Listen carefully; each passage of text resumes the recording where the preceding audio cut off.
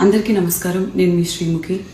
Recent టైమ్స్లో నేను host చేసిన ఒక సినిమా ఈవెంట్లో పొరపాటున రామలక్ష్మణుల్ని ఫిక్షనల్ అనడం జరిగింది.